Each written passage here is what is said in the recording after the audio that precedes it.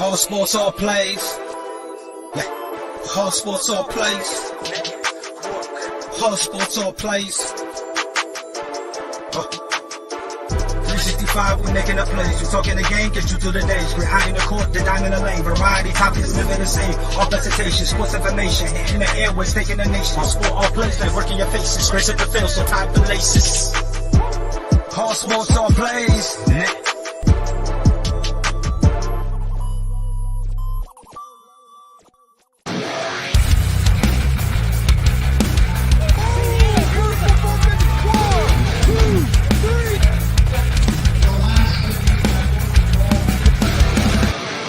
That'd be absolutely devastating.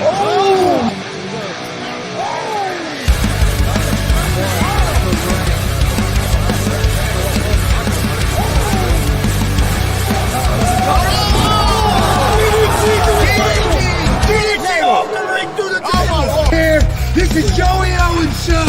They've been trying to get me on this podcast forever, and this is the worst damn podcast I've ever been on. So you all can kiss my ass while I win this match.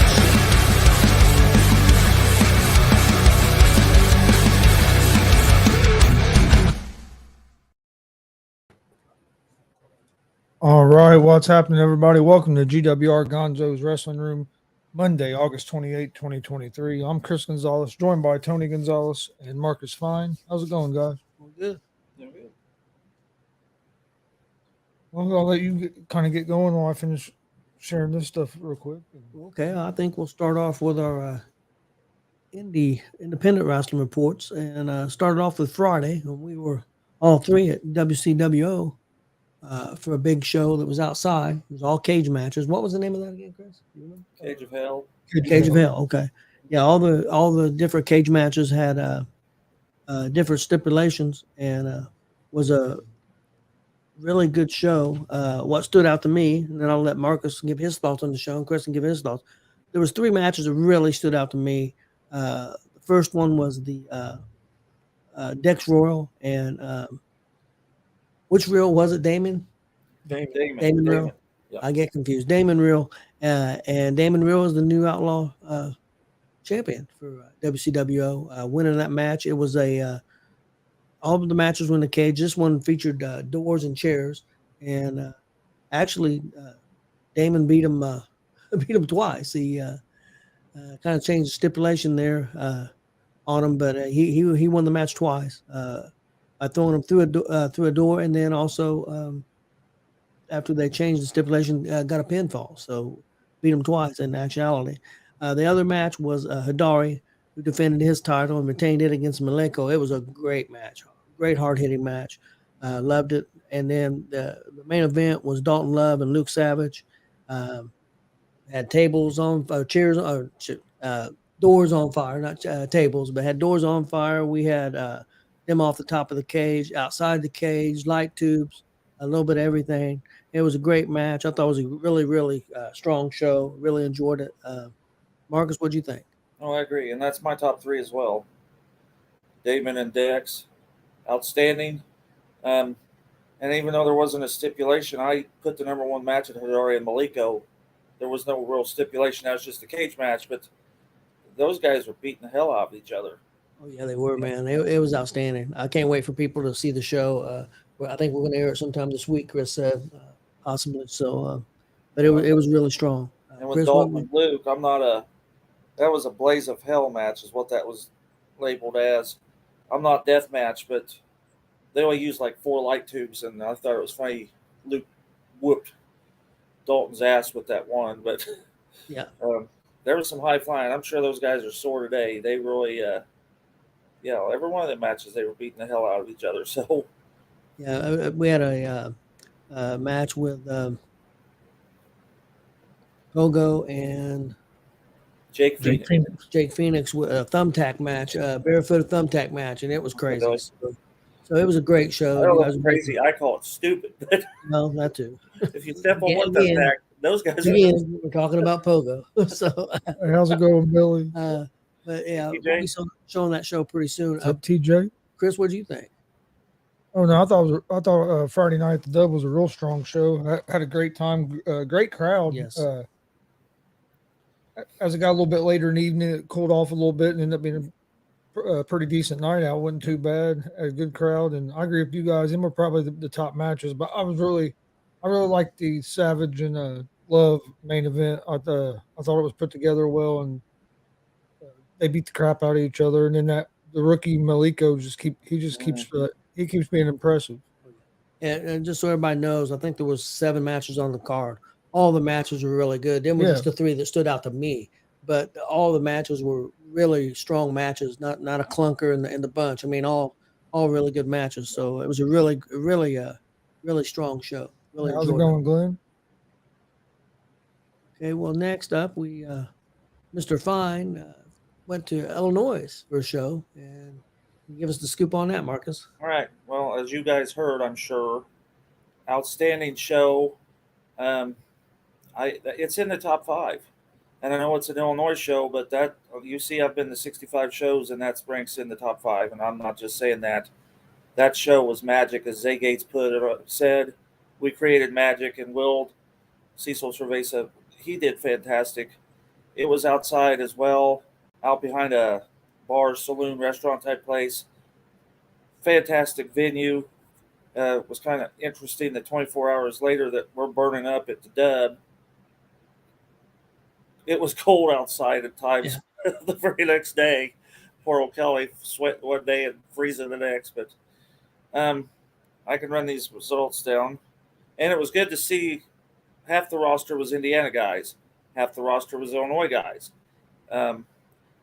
Jesse Winchester finally made it across the border. Zay made his debut in Illinois as well. I don't know if Jesse Winchester has ever wrestled in Illinois, but he was there. I got it over here on my computer. That's why I'm doing this.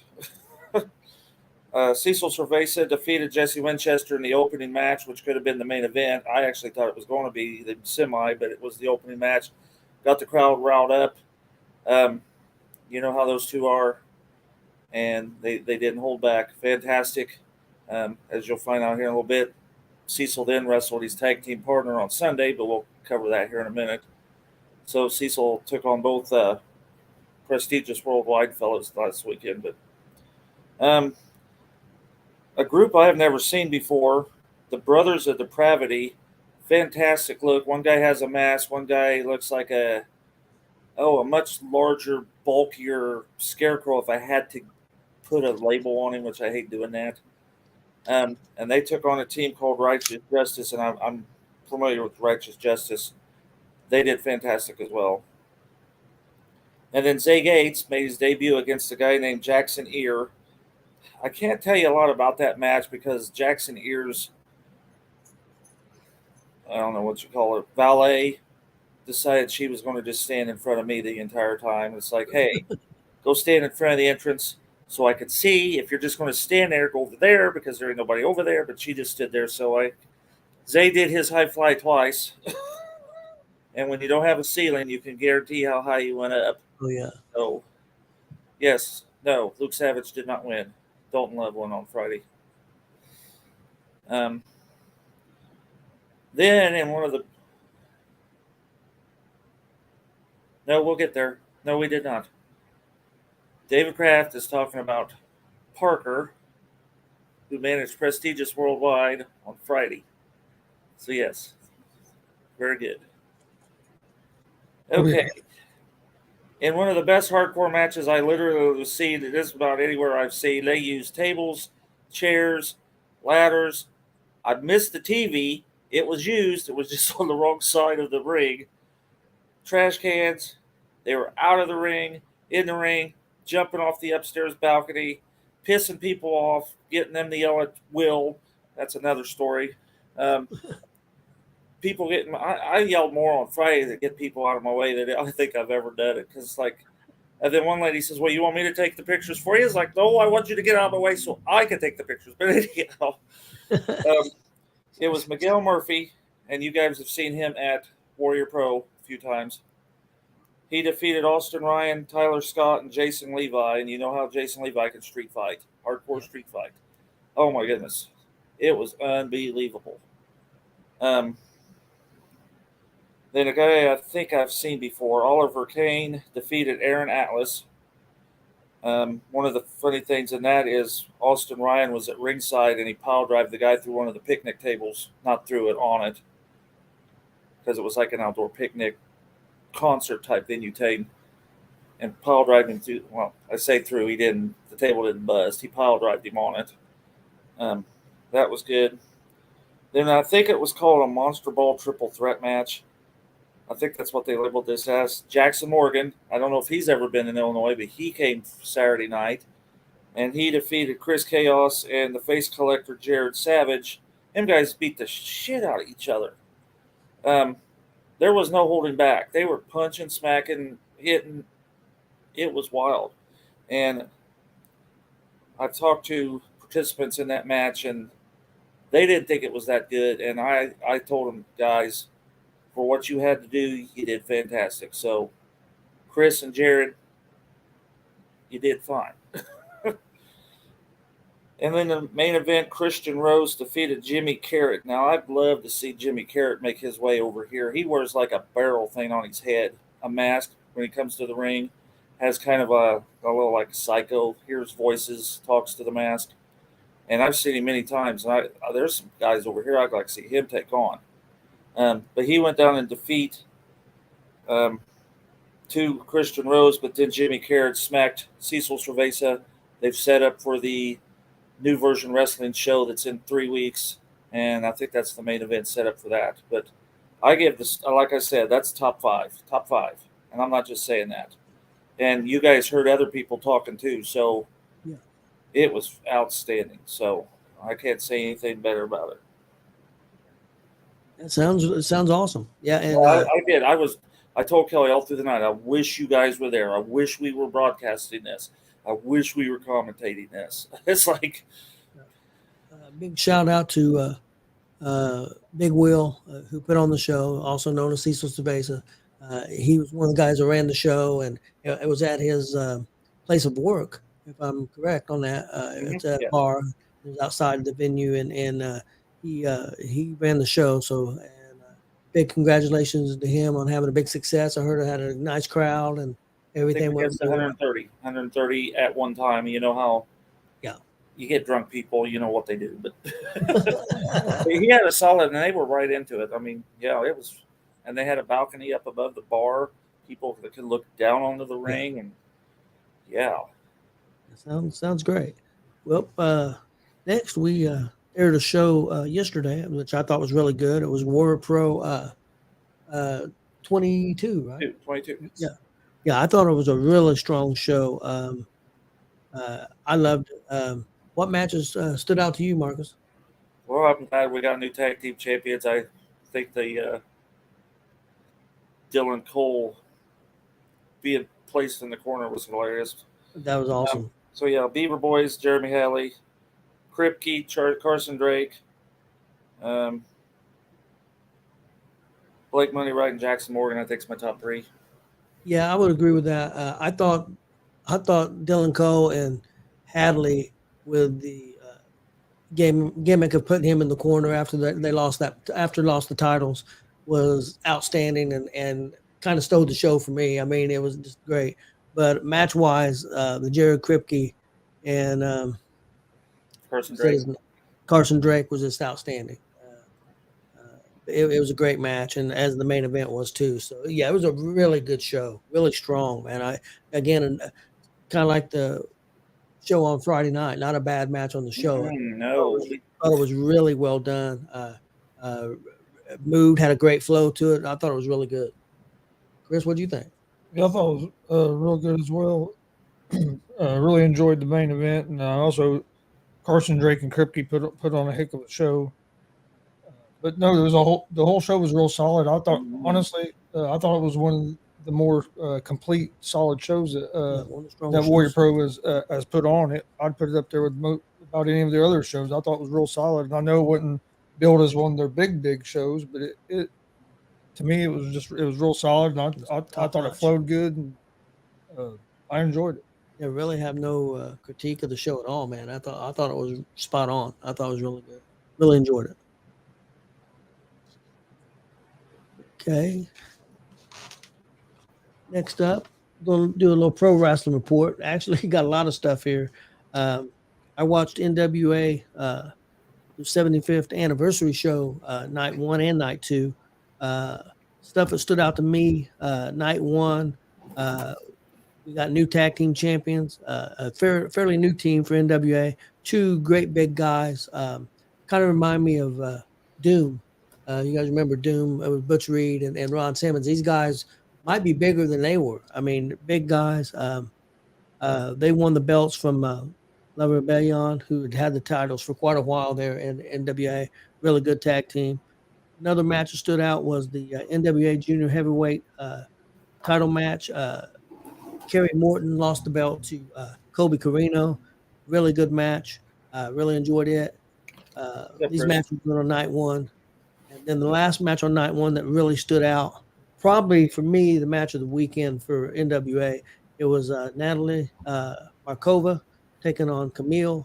Camille's held the championship for 800 and at that point 812 days. Falls count anywhere. That match was an outstanding match. One of the better women's matches I've seen in a long time. I thought it was really good. NWA night 2. We had a NWA World TV Championship match. Chris Adonis, who used to be in the WWE, but I can't think of his name now. He used to use the Master Lock. Chris Masters? Yes, Chris Masters. Yes, he used to. That's him, Chris Adonis, and he took on the champion Tom Lattimore, and Lattimore defended the belt and held on to the title. It was a real good match. NWA World's Women's Tag Team Championship, Pretty Empowered. It's Ella Envy and Kylie Page were the champs. They took on a team called M95. They held on to their titles. And then Kobe Carino took on a guy we've seen before, Chris, in GCW, Jack Cartwheel. And it was an excellent match. Carino held on to that belt. And then Blunt Force Trauma took on Mike Knox and Trevor Murdoch. They had won the Crockett Cup, so they defended the belts against them, and Blunt Force Trauma hung on to their titles. And then in the 2 more matches, Kenzie Page, who's also a third member of Pretty Empowered, took on Camille and defeated Camille. And so her 813-day reign is over. And it was another really strong match. So, and this Kenzie Page, I tell you what's got a bright future. She's pretty young, probably 22, 23 years old. I actually think Rachel has wrestled her before on some of them shows, but she's pretty strong. And then the main event was EC3, and he took on Tyrus. Tyrus had held the belt for like 250 days, and this was a bull rope match, and it was by pinfall or submission. And EC3 became the new champ, and the stipulation was if Tyrus lost, he had to retire. So he retired wrestling after the match. So EC3 is the new champion for NWA. I thought they put on a real strong weekend. I thought it was really good. Really enjoyed the show. Definitely old school, real old school, because their pacing is a lot slower pace. It would probably remind you of the 70s, early 80s NWA type of wrestling that they do for the most part. But the women's division is a lot of young wrestlers in the women's division. I think that they need to go younger in the men's division. That'd be my one critique. I think they need to get younger. Most of their guys in the NW right now that's one thing. I think Billy Corgan from the what was that band he's from, Chris? Foo Fighters? No, not Foo Fighters. Oh, Well, anyway, he's I'm going blank right now. yeah, he's a major rock star, pretty major.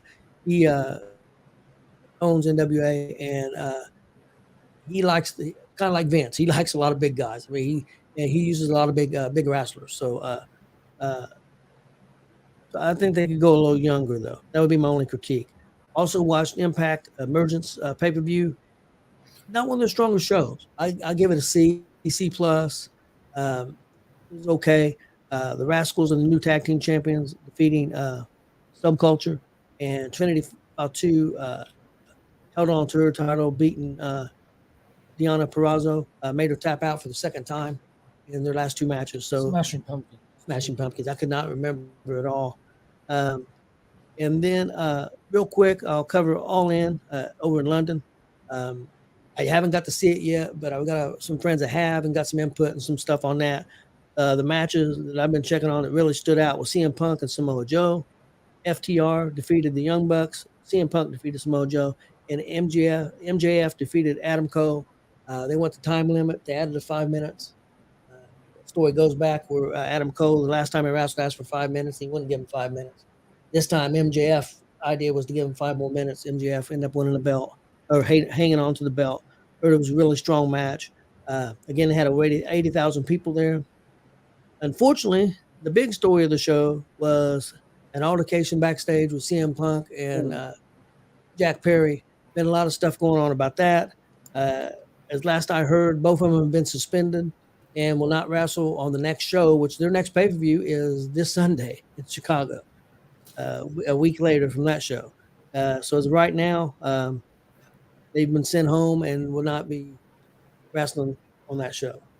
And a lot of different reports saying it's Punk's fault, a lot of different reports saying it's Jack Perry's fault. So I don't know. I know that Khan needs to get control of his locker room, or they're never going to go to the levels that they could go to. At least that's my opinion.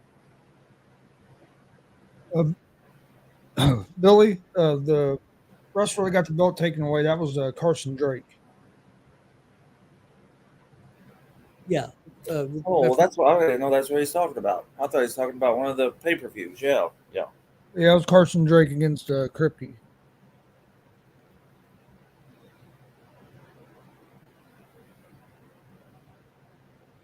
Yeah, I knew it was the Smashing Pumpkins. I don't know. I couldn't think of his name. I couldn't think of it at all.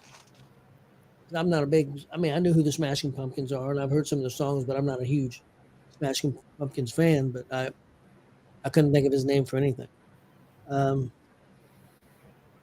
Next up, we're going to touch on. First of all, I want to talk a little bit about Bray Wyatt, and then that'll lead into Terry Funk and the segment that Marcus has. Bray Wyatt passed away this past Thursday. Just seen a report come out that I guess he was told by doctors to wear a defibrillator. He needed to because of his heart problems, and he was not wearing it at the time that he had the heart attack. So that's if that's true, that's a report that it just came out here a couple hours ago, which is definitely unfortunate. But definitely unfortunate no matter what, So definitely Bray Wyatt was a great talent and definitely going to be missed. Prayers out to his family and friends. I know WWE is trying their best to keep things put together and move on with the shows and stuff. I'm sure it's tough. I know I just seen a video Randy Orton put out. It looked like it was pretty hard on him. I guess they were pretty close. And Seth Rollins did one in the ring Saturday night at a house show that they say was pretty. I haven't watched that video, but I heard it was pretty rough.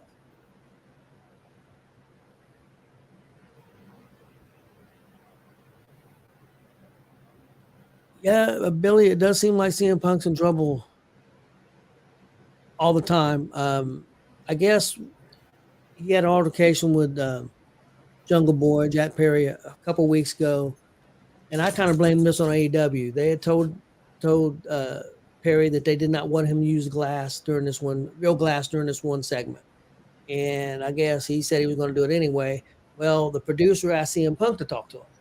Well, CM Punk talked to him, and I guess Perry took offense to it, and that caused that problem a couple weeks ago. It's 7:00, people, and so they did a segment during the opening, the pre-show match. One of the pre-show matches was Jack Perry and I'm not gonna remember his name. Hook. That's Taz's son, and they did a segment where one of them was thrown into a car windshield, and he yells out, "I used real glass, something or another, just something at Punk." Of course, Punk's backstage. Well, as soon as the match was over, he comes through the curtain. There's conflicting reports that Perry said something first. People said that Punk said something first, but it ended up that Punk end up choking Jack Perry. They were separated. Punk went to the ring, wrestled his match. They made Perry leave the building, and then once Punk came back, he was asked to leave the building too, pending investigation. So who knows for sure what's going to happen with that situation. But there's been nothing but trouble since Punk's come back. So some of it's got to be on him. It can't be on everybody else. So yeah, I don't know. Yeah, but going back to Bray Wyatt again, prayers out to the family and stuff, and just it's been a tough week last week, losing Terry Funk and Bray Wyatt, and then NWA did a thing. We've lost a lot of wrestlers this year, a lot of professional wrestlers. I know it's not wrestling world, but lost Bob Barker this week. Yep. Is he in the WWE Hall of Fame? He may be.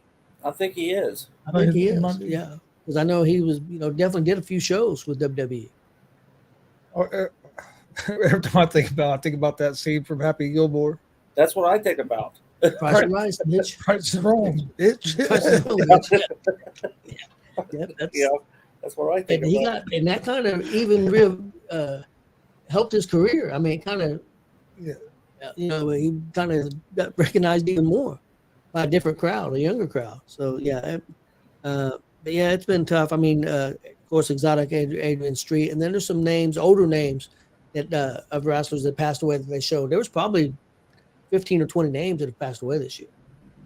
And so, the older ones you expect, it happens. Terry Funk was almost 80 years old.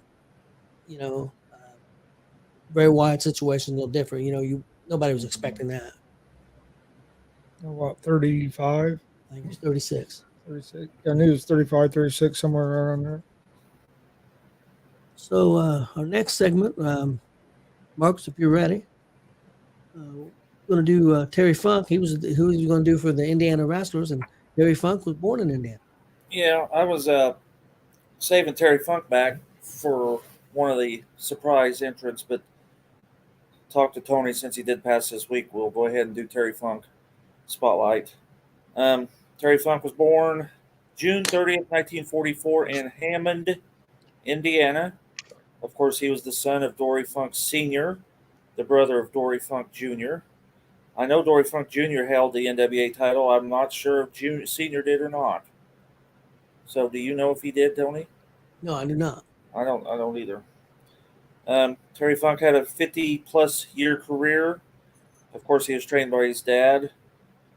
He debuted in 1965 and retired for the last time in 2017. It was funny because when I was doing the bio, they said he retired many times, but that was the last one. So, some of the names he went by: Black Baron, Chainsaw Charlie. Of course, we all know that one. This one's funny. I'd like to look up to see if there's any of these out there. He went by Dr. Knows It All. I don't know if that was a gimmick promo type thing he put out, or if that was actually one of his earlier wrestling names. And then he was the Texan. And I didn't write down where all he worked because he worked all over the world, worked for tons of promotions, tons of promoters. He moved to Amarillo, Texas after World War II. That would have put him at about, 1, 2. So he wasn't in Indiana very long. As Cody Rhodes said Friday, I think it was Cody Rhodes that said it, he did attend West Texas State University, and he really did. Yep. Was that not in the Cody promo? Yes. Yeah, okay, I knew I'd heard it. He wrestled and played football in college. Okay, his career started in 1965. Marcus, if I remember right, ain't that the college Dusty went to also? I think so. I'm guessing probably. Yeah, I'm almost positive he went to West Texas State too. I'll have to look that up. Okay, let's see. Debuted in 1965, Western States Sports. That's what it was called, in Amarillo. I think that was ran by his dad. Here's an old name. His first debut match was against Sputnik Monroe. Look that name up. I guess that guy was a big shot at one time himself. I remember hearing the name before. Yeah. And then he teamed with Dory and worked Well, of course, he teamed with Dory, but he also had a good feud with Ernie Ladd.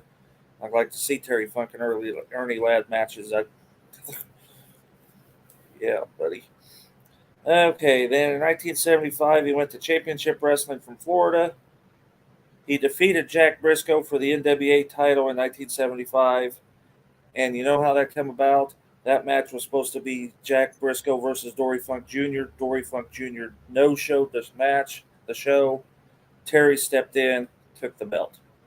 He wasn't even supposed to be on it. He wasn't even main evented for it. It just happened because Dory Funk didn't show up and Terry stepped in. Held it for 14 months. Feuded with Briscoe, Jack Briscoe, Dusty Rhodes, Giant Baba, Pat O'Connor, which was the NWA champion at one time, and the first WWF champion. And then he lost it to Harley Race. And the interesting thing is, what was I going to say? Dory Funk lost it to Jack Briscoe. I don't know. Anyway, Dory Funk was in there somewhere, held that belt before Terry did. But in 1981, Central Wrestling Association feuded with Jerry Lawler in the Empties Arena match. Have you seen that? I'm pretty sure everybody's seen that. Yeah, I've seen it. With the wood spike and yeah. Wrestled in Japan periodically between 1972 and 1991. Hey, Damien. Wrestled Sheik, Abdullah the Butcher, Stan Hansen, and King Kong Brody, all in Japan. What's up, Ricky? Ricky? He was in the WWE from 85 to 86. We all remember how that happened. The Mel Phillips ring announcer attack. You remember that? Yep. Mel Phillips took his hat, put his hat on. Terry Funk beat the living hell out of him. That's how Terry Funk was debuted in the WWE. Introduced the branding iron and spitting tobacco. And he feuded with JYD and Hogan and Dory and Tito. Oh, Dory and... I'll get it. Dory Funk and Terry Funk took on Tito Santana and JYD in WrestleMania 2. Yep. Then we go to WCW. When Flair finally defeated Steamboat in the best of 3 in 1989, he pile drived him through the table. Started the Ric Flair-Terry Funk feud. Sting and Flair took on Funk and Muta at one of those matches. We remember the I Quit match. Oh, yeah. Funk yelled, "I quit" for the figure 4. I laughed. Dave Meltzer ranked that as a 5-star match. I'll finally give Dave Meltzer credit that yes, that was true. And then there was a double DQ with Tully Blanchard at Slamboree 94. Then he went to Japan. King of the Deathmatch tournament. Have you seen that? Yes. Lord. Well, it all boiled down to the end of the night that Terry Funk wrestled Cactus Jack in a no-rope barbed wire, explosive barbed wire boards, and the countdown to the ring bomb. And Terry Funk lost to Cactus Jack in a very, very, very, very bloody match. Yeah, if I remember correctly, he had to be cut out of the barbed wire. Yeah. Yeah, that's back when it's not like they do now. I'm not going to say I could take the barbed wire they use now because I'm a pussy. I couldn't take it. But the barbed wire they used back then was real barbed wire. Sharp. All I remember about that, because I hadn't seen that in years, Mick Foley, they handed him that trophy, and blood is dripping off his elbow. It's coming down his face, his chest, dripping off his elbow. He's all charred on one arm. And yeah. Okay. Then he went to ECW. Basically, I think he was in the area, wrestled some other show, and decided to help ECW to try to pull him out of the gutter, basically. Yep.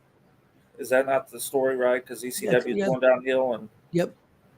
And Terry come in, and Dory Funk come in too, and they came in and lost to Public Enemy in a barbed wire match. Of course, he feuded with Cactus Jack there as well. Shane Douglas, the Sandman, Sabu, and Tommy Dreamer. He won the ECW from Raven at Barely Legal 1997. Held it until August when he lost it to Sabu in the Born to Be Wired pay-per-view. He wrestled at WrestleFest, which was his own promotion. Terry Funk's WrestleFest, he lost to the actual WWF champion Bret Hart on that event. That's highlighted in the that video that came out, Beyond the Mat. I think that's highlighted in that Beyond the Mat video. And Paul Heyman then presented him the Lifetime ECW World Heavyweight Championship title, and that came about when they took up a collection with the roster at the time. He was at the 1997 Royal Rumble, entered at number 24, and was eliminated by Mankind.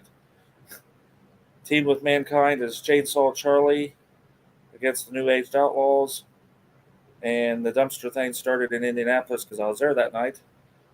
And at WrestleMania 14, became the tag team champions when they put them in the dumpster and lost them back to them the night after in a cage match. And that was kind of the revival of DX because Shawn Michaels was gone. Yep. Because Shawn had just lost to Stone Cold, and they revamped DX that day on the following Raw, right? Is that right? Yes. Yeah. And Sean Waltman came back.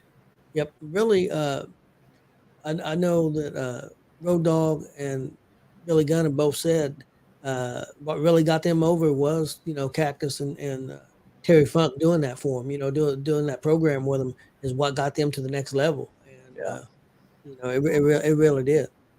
And then also I wanted to go back real quick when you talked about Terry Funk and Cactus in or Foley, whatever you want to call them, in ECW. Do you remember if you watch any old ECW shows when they would come on and stuff, they would show that video of that match. That's when all them fans, you've seen it, Chris, where they all throw them cheers, 200 cheers, 300 cheers. Give me a chair. Yep. Give me a chair. Yeah, it went nuts. It was crazy. But yeah, that popped in my mind as soon as you said about them guys in ECW. I think every chair in the building got through the ring. So it was nuts. Of course, they get on the PA, tell them stop throwing chairs because you know how fans are. That's not going to. I got a few more, and I only wrote about a fifth of what he had, or I could have done a whole segment. He did star in movies: Roadhouse, Beyond the Mat, Over the Top, Paradise Alley, which is like from the 1970s. Have you seen that movie? At times, it's hard to get into. It's kind of hard just to keep your attention to it. It's an old wrestling movie. It's about professional wrestling, but professional wrestling, what was supposed to be like the times, 30s or 40s maybe? Yeah, period. And Sylvester Stallone's in it, and Terry Funk, who really did not look like Terry Funk. It was hard to even tell it was him. Yeah, but it's pretty interesting. Yeah, it's pretty rough to watch. Like I said, it's hard. The storyline's hard to keep with. Yes. Also, The Ringer with Johnny Knoxville and Monday Night Lights. In 2009, he was put into the Hall of Fame with Dory in the WWE and the NWA. He entered both Hall of Fames in 2009 there. Okay. Just a few of the championships, because if I wrote that down, we'd be here until tomorrow. Is the NWA champion, the U.S. champion, the WCW Hardcore champion. He was put in the WCW Hall of Fame in 95. In Pro Wrestling Illustrated Feud of the Year in 1989 versus Ric Flair. Most Inspirational Wrestler in 97 and Wrestler of the Year in 1976. So that's just a small highlight of Terry Funk's accomplishments over the last 50 plus years. So yeah, I mean, I don't think he gets mentioned enough. He's definitely top 10 greatest of all time, I think. I know some of the younger people wouldn't realize that, but at least that's my opinion, of course. I'm a lot older, I'm 60 years old. So, I mean, that's kind of more my time period, the late 70s and 80s. And so, yeah, outstanding talent. And prayers out to his family, and but he lived a long life. I know a lot of wrestlers thought a lot of him. Bully Ray and Tommy Dreamer, can't say enough good things about him and what he did for ECW. Tommy Dreamer said there wouldn't be no Tommy Dreamer without Terry Funk. So There wouldn't have been no ECW either. yeah, probably It was not. a fake before anybody even knew what it was. He came in and like you said, helped them give them that push that they needed. Recognized as a kind of a real promotion with him being there, and then with Foley coming in too, I think it kind of helped.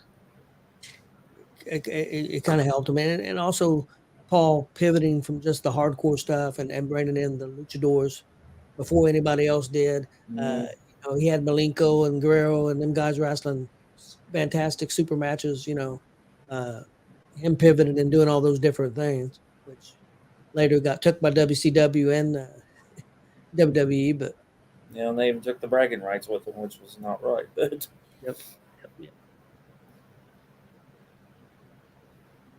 Well, let me ask you guys: do you guys think that Bray Wyatt will go into Hall of Fame? I think he'll go into Hall of Fame eventually. Some people think he should go this year. I don't know if that will I think happen. they actually got next year's lineup set up. I think he'll probably be the year after, if I had to guess.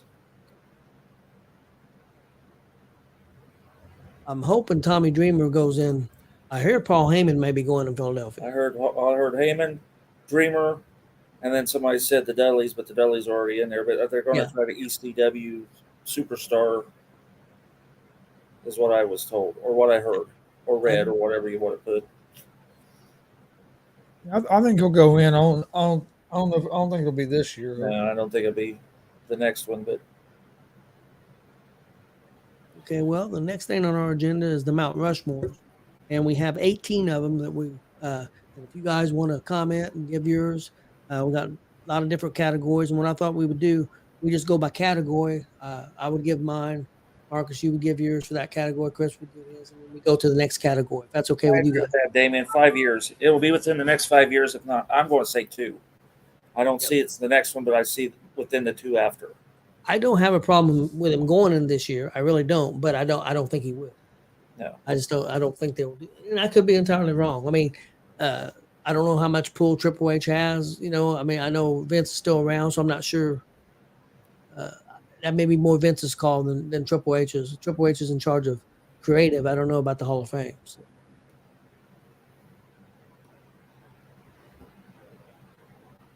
Well, our first Mount Rushmore that we had down was. I don't know. Sure.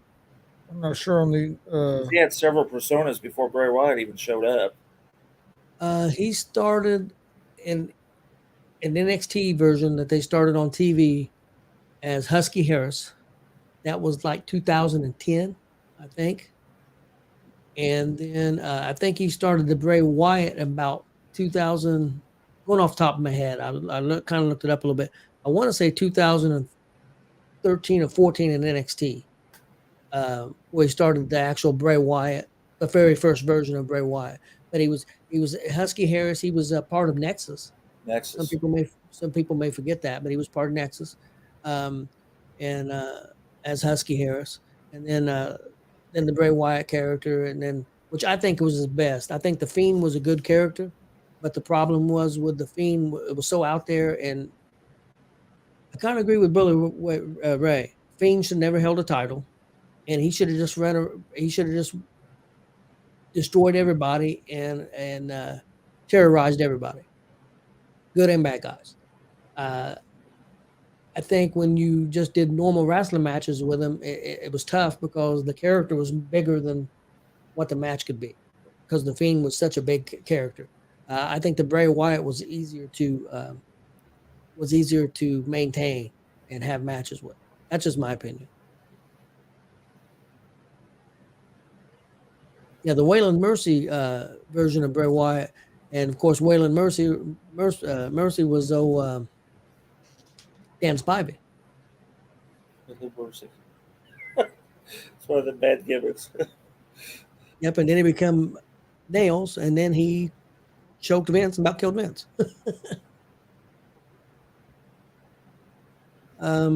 Okay, the first Mount Rushmore we was going to do was baby faces. People that I had down from remember, people, this is just opinions. Our opinions. And I know Chris can get some of mine on this. Of course, I think maybe definitely one of the greatest baby faces of all time, Dusty Rhodes. Bruno Sammartino, I think, was a huge baby face. He's the other one. Ricky the Dragon Steamboat. And then the other one, because of what he did for the business and how over he was during that time period. I know some people, I know he's not the most popular guy anymore, but I think Hulk Hogan, I think during that period, man, it was just super over. So I'm going to say them are my 4 baby faces for my Mount Rushmore. Marcus, you want to go next? All right. I had Stone Cold Steve Austin because what he done to get WWE back from the WCW guys. Of course, Hulk Hogan. We wouldn't be where we are today without Hulk Hogan and Hulkamania. And Von Erichs. Those guys were hot down there in Texas. Yep. And then Dusty Rhodes was hot wherever Dusty Rhodes was at. So yeah, I have Austin, Hogan, the Von Erichs, and Dusty Rhodes. Okay, Chris.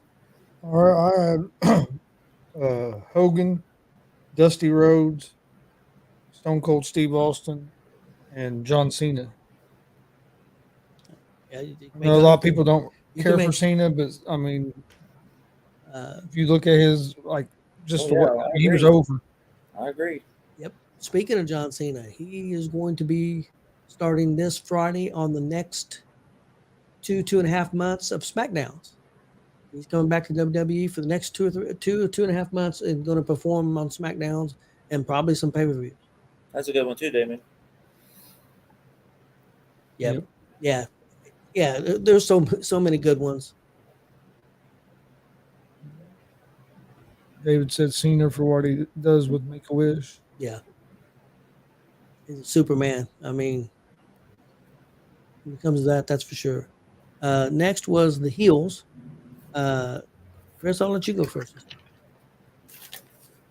I had Roddy Piper, Ric Flair, Iron Sheik, and Triple H. Okay, Marcus, I'll let you go next. All right, I had 50% of Chris's. I had Roddy Piper and Ric Flair. And then for heels, Roman Reigns, because look what he's doing and how he pisses me off. Roman Reigns. Yep. Can't say he's not a good heel. And I had Terry Funk because that 1989 stuff, they hated him bad. Oh, yeah. When he wrestled Lawler, they hated him bad. So I had Piper and Flair also, like you guys. Then I had Jake the Snake Roberts, who I thought was fantastic heel when he was a heel. And then the other one, I don't think he was ever at one point a face. Piper was a face before. Jake the Snake was a face before. Flair was even a face at times. You could tell me if I'm wrong, but I don't think so. Bobby Heenan. no, Bobby Heenan was never a good guy. I don't think there was one day that he was ever a face. No. And he had heat everywhere he went. And so I went with Bobby Heenan on that list as a heel because he had such, with Bruiser and Crusher, I got to see him. Yeah, just Heenan definitely for me was in there. Yeah, that's a good one too, Damien. We all agreed on Flair and Piper. Yep. He had Sheik and $1 Million Man. Yeah, Vince is great heel. Yeah, Vince was good too. Daniel, what's up, babe? Okay, next up, best in-ring performer. Marcus, I'll let you go first. I gotta make sure you're keeping your numbers right. That's number 3. Yep. Bret Hart. We're talking in-ring performers. Bret Hart. I had Kurt Angle. Of course, Ric Flair, because anybody goes 60 minutes every freaking night for 60 years or however long he's been doing it. And then I had Mr. Perfect, Kurt Hennig.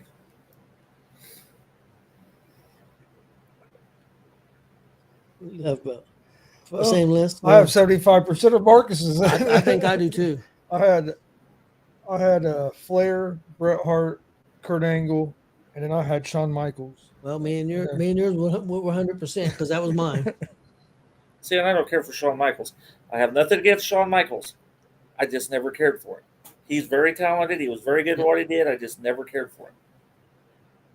Yeah, I had the same thing Chris had. Hart, Flair, Michaels, and Angle. Next up, best at working a crowd. This is who I had. I had Dusty Rhodes, Jerry the King Lawler, The Rock, and Roman Reigns. Well, I have 3 of those. Okay. I had one out of your group.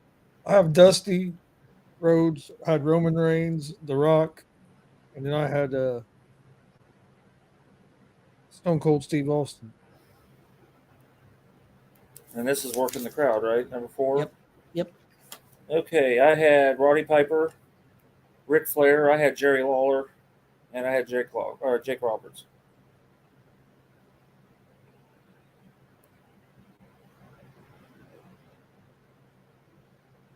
I think Damien, that's what he's talking about. Best in-ring performer. He's got HBK, Brett, Savage, and Angle. Yeah, and I had a lot of scratches because I had Savage on my list at one time too. Yeah, some of them were tough. Chris, I'll let you start. Best of promos. I had Rock, Cena, Flair, and Taker. Marcus? Bret Hart, Ric Flair, Dusty Rhodes, and Roddy Piper. Okay. I had Dusty, Piper, Flair, and Jake the Snake Roberts.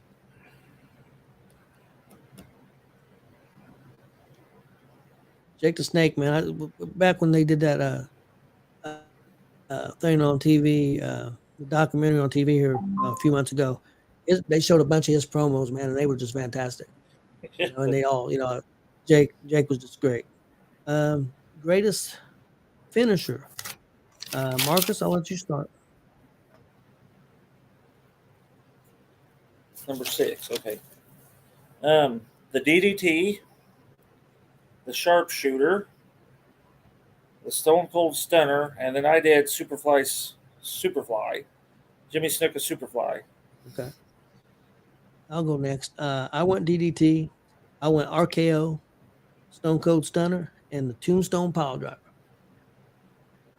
That's what I went with. Chris? I went with Stunner, Piledriver, Razor's Edge, and the Angle Slam. Who'd you put the Piledriver with? I just put Piledriver, but I used to love watching Jerry Lawler do the Piledriver when I was younger. Yeah, he was good. That's the one I'd stick it with. Yeah, he was good. Funk was good with the Piledriver too, but yeah, Lawler.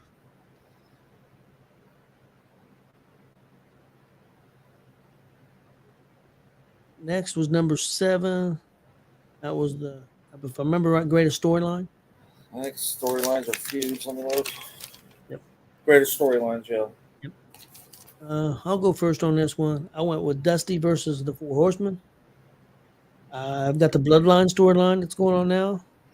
The Kane and Undertaker story, and Paul Bearer and and Kane came in at Hell in a Cell, and Daniel Bryan versus the Authority.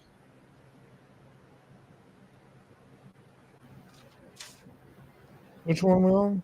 The number 7. That was storyline, greatest storylines. I had Stone Cold McMahon, Brothers of Destruction when they brought in Kane and the Undertaker. Yep. NWO and Savage and Hogan back in the day. Yep, that was a good storyline. Mega Powers. I changed mine a little bit. I had Austin and McMahon. I had Jake the Snake and Rick Rude, where they involved his wife. Yep, that was a good I one. had the NWO, but marked it out and put Dusty Rhodes and Ric Flair.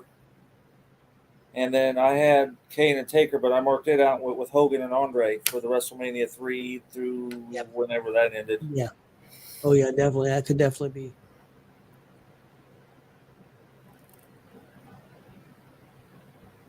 Yeah, we almost need like a Mount Rushmore of like 8.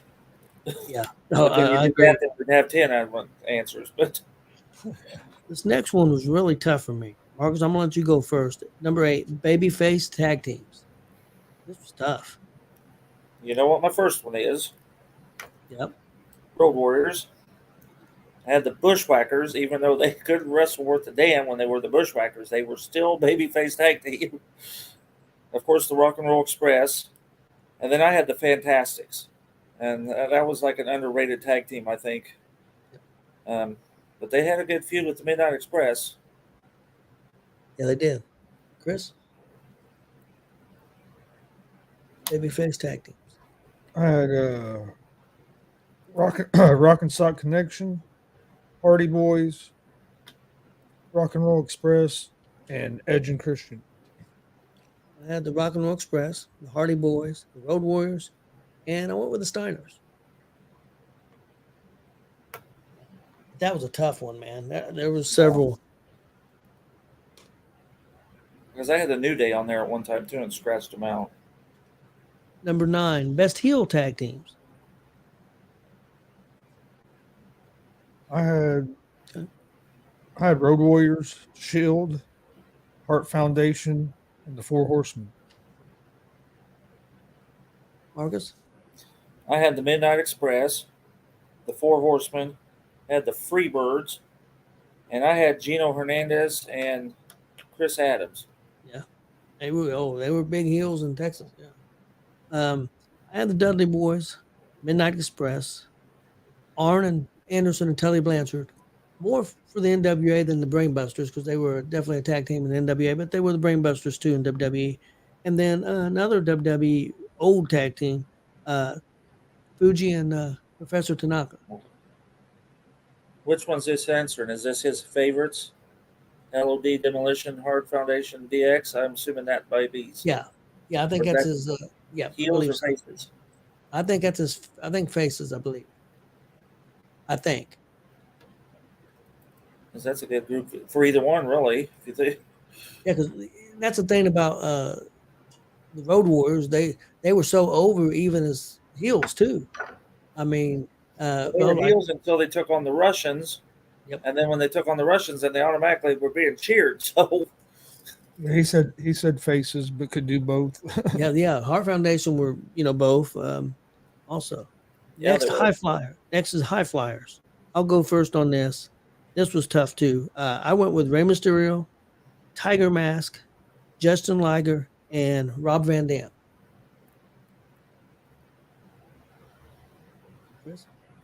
I went with Mysterio, Juventud Guerrero, Eddie Guerrero, and Muda. I forgot about Muda. Who's your last one? Great Muda. Muda? Yeah, Muda was good too. All right, High Flyers. I had Jeff Hardy, Jimmy Snuka, Sabu, and RVD. Yeah, that was a very tough one too because I had Sabu. At one point I had 8, and I was trying to eliminate.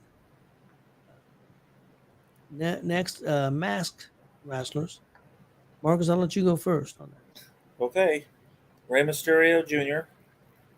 I had the Blue Blazer.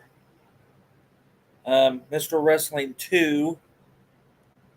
And the Masked Superstar. So I were really at old school there for 2 of those. But I forgot about the Masked Superstar. He was one of my favorites, but I forgot about him. Chris?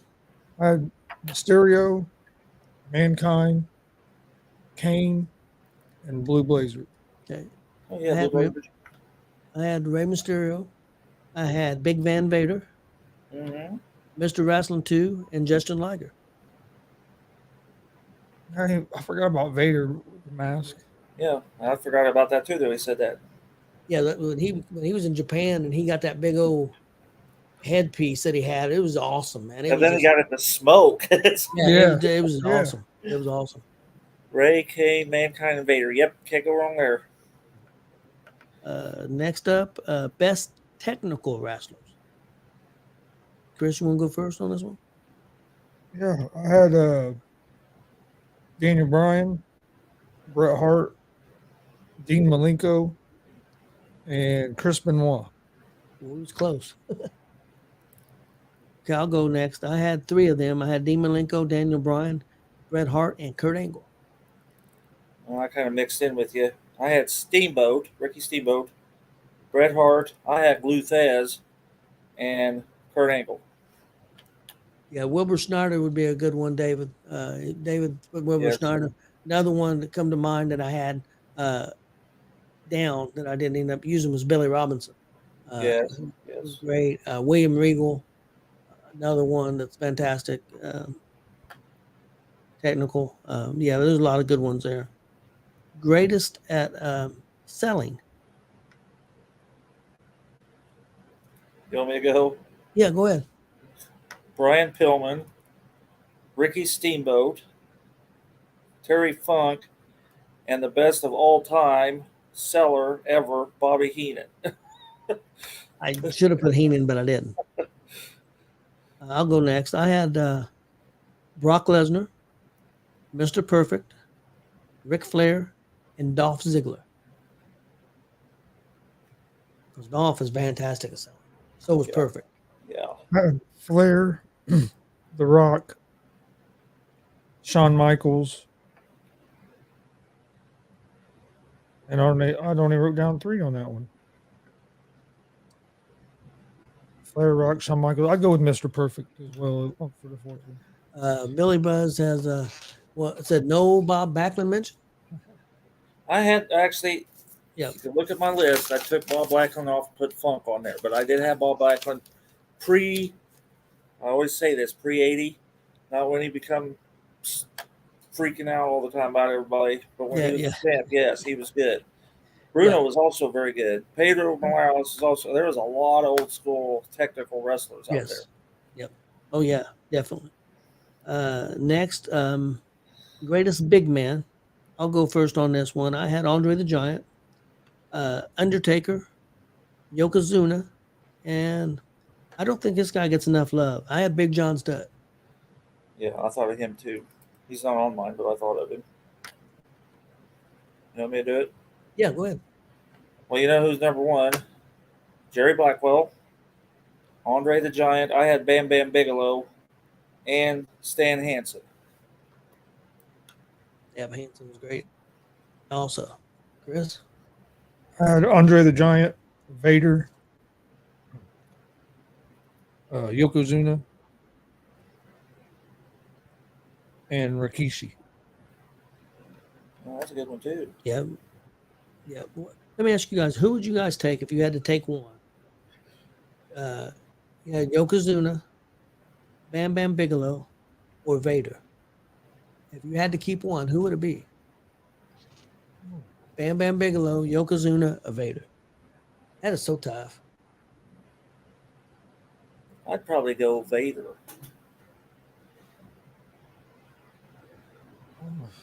I'm probably going to say Bam Bam. See, I was trying to decide between Yokozuna and Vader. Say Yokozuna, so we're all. Yeah, I'll go Yokozuna. Well, I was really trying to decide between Yokozuna and Vader. Damien says Bam Bam. Somebody said John Stead. Yeah, John Stead was good. John Studd. I don't think he gets enough credit. Billy says Bam Bam. Okay, next up was greatest rivalries. Chris, you want to go first? I had Austin and McMahon, NWO versus WCW, Hogan and Savage, and Undertaker, Shawn Michaels. Okay, I'll go next. I had the Four Horsemen versus Dusty Rhodes, Hulk Hogan versus Andre, Flair versus Steamboat, and Stone Cold versus Vince. We all had Stone Cold and Vince because I had Austin and McMahon. I had Hogan and Piper. That's another of the Hulkamania things. Yep. Shawn Michaels and Bret Hart. And then I had Dusty and Flair. Which it also could have been Flair and Steamboat. It could have been Flair and Funk. It could have been. Yeah, Bret Hart and Shawn Michaels definitely a good one.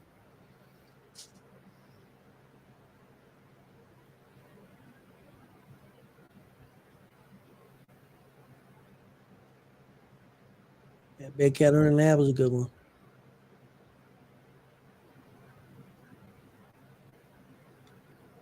Yeah, Bret and Austin was good too. Yep. Definitely. I had NWO on mine, but I took it off. Next up, greatest hardcore wrestlers. Marcus, I'll let you go first on this. Is that what number was that? Okay, I had them 16. because I added it on, so I had Yep. it out of line. Okay, hardcore wrestlers: Terry Funk, Mick Foley, Bruiser Brody, Abdullah the Butcher. Mine and Marcus is 100% the same. I added Mick Foley. I had the Sheik in, the original Sheik, and because you know about the original Sheik. Yeah. He probably doesn't. But You need to look it up, Chris. The guy could throw fire from halfway across the ring. It was nuts. fantastic. It was nuts. But anyway, I ended up taking him off and put Mick Foley on. But yeah. What's up, Eddie? Scarecrow? Yeah, I was going Scarecrow. Yeah, I had Funk, Foley, Jeff Hardy, and Tommy Dreamer. Yeah, Dreamer. Yeah, I can see Dreamer. Another one was that was really hardcore that I thought about. Oh, New Jack. Yep. He was crazy. That guy was nuts. New Jack he tried to kill people for real. Man, too. I mean, that was nuts. I know. Managers. I'll go first on this. Bobby Heenan, Paul Heyman, Jim Cornette, and Captain Lou Albano. Whew, I had two of them, but you wouldn't believe what two I had. You want me to go ahead? I know you had Heenan. Yeah, I had Bobby Heenan, Jimmy Hart, Lou Albano, and then I put Paul Ellering on there. Yep. Yeah, I went with Albano over Jimmy Hart. I had Jimmy Hart, and then I swapped out Albano for Jimmy Hart. I had Heenan, Heyman, Paul Bearer, and Jim Cornette. Yeah, those are all good. And Paul Bearer had a great career as Percy Pringle in Texas, and I think another area too. Maybe it's and the crazy thing about Paul Bearer is I did not realize it was Paul Bearer was Percy Pringle until I seen him in Indianapolis, and he turned around and did that look that he always did as Percy Pringle the third. Yeah. I looked at Kelly. I said, "Oh, I cannot believe that shit." She's like, "Like what?" I says, "Percy Pringle the third." I didn't realize Paul Bearer was Percy Pringle the third until he turned around and did that look that he done. And yeah, Raven's a good hardcore. Sabu, yeah, that's another one. Captain Lou was huge in the 70s. I mean, he was probably maybe one of the hottest managers in the 70s. And then, but we got into 80s, he did well, but you know, you had so many managers come in. Yeah, that was a little bit oversaturated it. Yep. Yeah, I think Bobby Heenan was the greatest. That's my opinion. Yeah, well, but not according to Paul Heyman. He said, "Screw him, he's dead. He's the greatest of all time." That's what he said. "I'm the greatest of all time." And he said, "What about Bobby Heenan?" He said, "Screw him, he's dead." Well, Bobby Heenan was the greatest of all time. This is our last one that we had down. Greatest woman wrestlers. Mark, you want to go first? Yeah, Charlotte Flair. I don't think anybody can argue with that. And you might, I don't know. And then I had Medusa. I was a big Medusa fan. Before she was a London Blaze, I liked her as Medusa better. Yep. And then, of course, Mae Young and Moolah. I mean, come on now. You're 152 years old, and you can go to a table better than any 20-year-old could. You got to be on the list. Bully said he came up to her and slapped him and said, "The next time you throw me to a table, you better throw me like a man." He said she's the toughest man he ever met. That's what Bully said. That she was one tough woman. Man, was she tough? That's what he said. I had Charlotte Flair. I had Trish Stratus because I think she was important during that time, and they got to wrestle more because I think she worked her ass off. The other one I had down, Chyna. I know she didn't wrestle a lot of women, but I think that if she would have got that opportunity, I think she could have really been great. She was great, but I mean in a different way. She wrestled more men and manager stuff. She managing and stuff. And the other one, because she got so over and so popular, Becky Lynch. Yeah. Same. That's the exact same as before. Yeah, me and Chris had the exact same. I knew he was going to have Trish Stratus because he was a big. Yeah, Trish has always been my favorite, but Charlotte, I think Charlotte's the best. I think she's the greatest. You can't touch Charlotte. It's going to be hard to fight somebody to ever touch Charlotte. As far as in ring work, but Trish has always been one of my favorite women wrestlers, and then Chyna, of course, because she kind of helped change things in that area. And then Becky Lynch, I mean, just as long as she's been at the top, it's crazy. Yeah, And we I talked agree. about, what was it, last week? Sherry Martel, everybody, she was well accomplished as a wrestler, She could. wrestling lady that long before she is a manager. Yeah, Sherry was right there too. She was great, man. She was really good in the ring. She don't get enough love either. She really don't. She should definitely be top 10 and in the women's, as far as I'm concerned. Yeah, I agree 100% with that. Same with Wendy Richter. She did all right, but yeah, Sherry was great.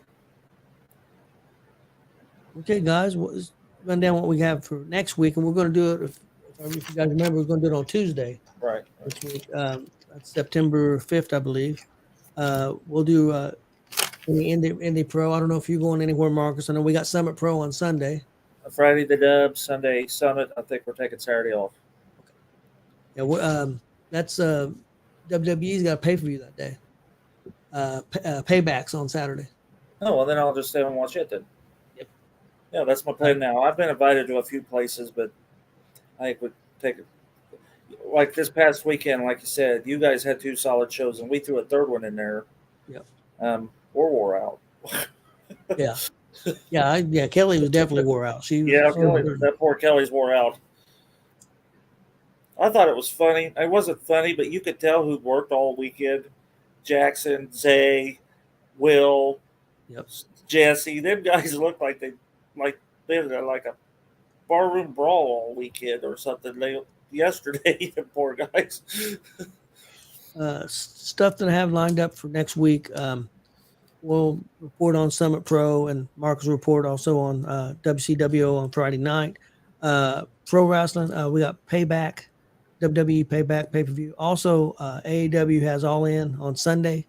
I should get back in time to be able to watch it on Sunday, at least most of it. That's in Chicago. I think it's crazy that they're going to do a pay-per-view a week later than. I think it's asking an awful lot of your fans. It's one thing to be on WWE Network and it's not that much money, or on Peacock, but you're asking these fans to pay $50-$60 a shot for these pay-per-views and doing them 1 week apart. I think that's an awful lot to ask of your fans, especially in this economy. That's just my opinion. I agree. But we'll see how they do. Also, Marcus will highlight some more Indiana wrestlers. He's got lined up for next week. We'll have somebody lined up. And then this is a question that I thought would be interesting to talk about. And we've talked about it a little bit before, so I didn't want to go this direction. Something you would like to see in Indiana independent wrestling, or any independent wrestling, any independent wrestling, Illinois, Ohio, but not necessarily with other promotions working together. Anything that you would like to see, any storylines, or maybe just something that you would like to see in independent wrestling that we're not seeing right now. I want to see somebody get stabbed with a sword. Well, you know I what know I Marcus want wants then. to- If he's doing that stab, Maybe we can get Drew McIntyre to show up with a sword. I see McIntyre with the sword all the time. I want to see somebody. Yeah, I think he should use So, it. did we have a topic? That I missed it? No, I was getting ready. Had that, and then the other thing we was going to do, I've got the top 16 most technical pro wrestlers bracket. Okay, so basically we're just covering the weekend and okay. I've got the bracket, and then I figured we could discuss about independent wrestling. Yeah. And if anybody out there have any suggestions or something they would like to see in independent wrestling, I mean, we got a lot of wrestlers out there who've got great minds. Well, some of them's got minds, and see what they would think. I've got a storyline I would love to see that we don't see anymore. I would love to see more managers involved, and especially female managers, into a storyline. I think there's a lot of different directions you could go storyline wise. I would love to see that.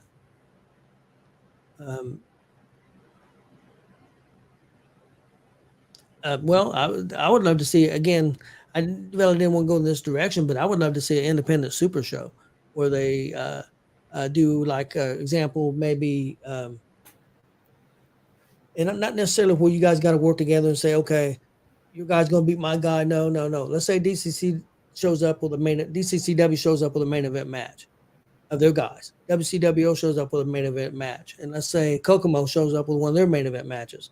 And you have 5 or 6 different promotions come together with their own matches, but all main event matches, and put them on one show.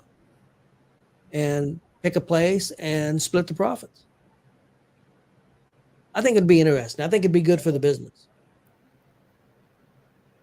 What do you think, Marcus? Oh, yeah, I agree. And then make the promoter of whoever's presenting the match be responsible for that match only. Yeah. You pay your guys, you put your half in on the building or whatever, and then let the other promoters take care of their people. Yep. And yeah, I think that'd be fantastic. Yeah, I think it would work out because that takes away from the egos. You're going to be highlighting your promotion. Say this is what our promotion has to offer. You could bring flyers. Say these are when our shows are. WCWO runs every Friday night. DCCW's got these next 2 or 3 shows going. Kokomo's going to be on these next 2 or 3 dates. Or Warrior Pros every Sunday, the fourth Sunday, or last Sunday of the month, or Summit Pro the first Sunday of every month. I think it would be great promotion for all these. And there's other promotions out there too that could be involved. I'm not, I said those because them are ones I'm familiar with that we go to all the time. I think it would be a great idea. I think it would be awesome. Yeah, I agree. Well, Damien DeVille says it's in the works.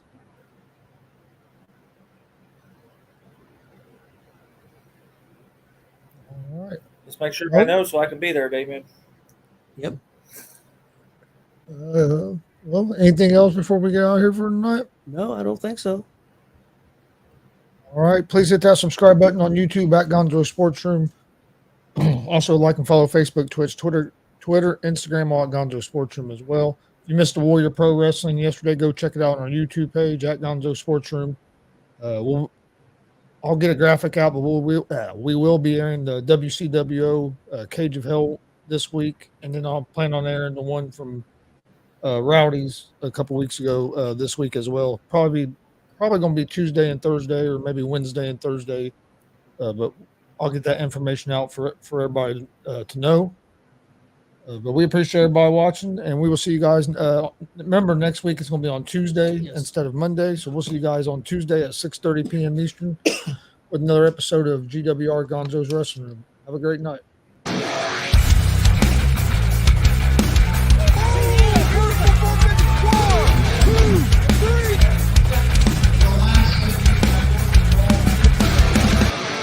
That'd be absolutely devastating.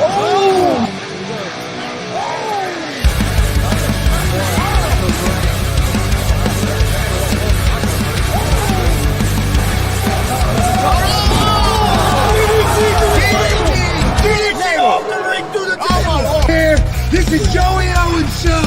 They've been trying to get me on this broadcast forever, and this is the worst damn broadcast I've ever been on. So you all can kiss my ass while I win this match.